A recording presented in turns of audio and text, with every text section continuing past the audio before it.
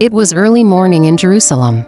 The city was awake, not with peace, but with unrest. The man they called Jesus of Nazareth, the one who healed the sick and gave hope to the hopeless, was standing trial. The crowds shouted. The leaders accused. And though he was innocent, he was condemned. Jesus stands silently before Pontius Pilate. The crowd chants, "Crucify him! Crucify him!" Pontius Pilate, the Roman governor, found no fault in him. Yet the pressure of the people grew stronger. "Crucify him," they shouted again and again.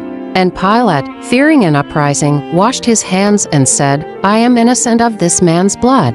Jesus is handed to the soldiers. They drag him away. Inside the Roman courtyard, soldiers laugh as they twist thorns into a crown and place it on Jesus' head. They mocked him, calling, "Hail, King of the Jews!" They struck him, spat upon him, and forced a crown of thorns onto his head. Blood flowed down his face, yet he did not resist, for this was the path he had come to walk, the path of sacrifice. Jesus carries the heavy wooden cross through the narrow streets. The crowd jeers. Some weep. He stumbles and falls. Weak and wounded, Jesus carried his cross toward a hill called Golgotha, the place of the skull. Each step was pain. Each breath, agony. But when he fell, a stranger from Cyrene, named Simon, was forced to help him carry the cross. The Son of God, carrying the weight of the world's sins, pressed on. The scene turns quiet. Soldiers lay the cross down.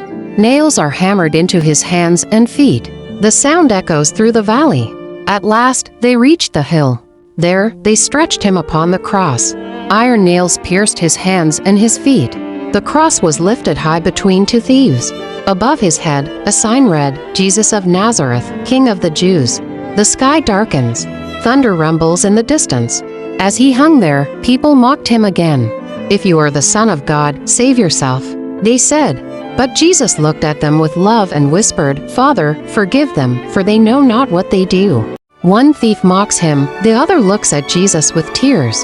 Thief softly, "Lord, remember me when you come into your kingdom." Jesus with compassion, "Today, you will be with me in paradise." Even in death, he offered life. Dark clouds roll in. The earth trembles. Mary and John stand near the cross, weeping. Jesus weak but powerful, "Father, into your hands, I commit my spirit."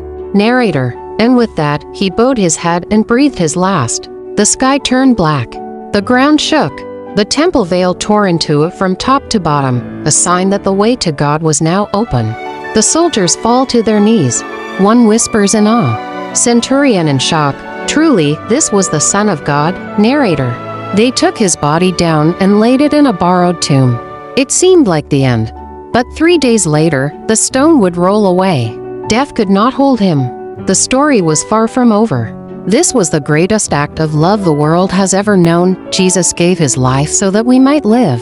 The cross, once a symbol of pain, became a symbol of hope. Because of his sacrifice, we are free.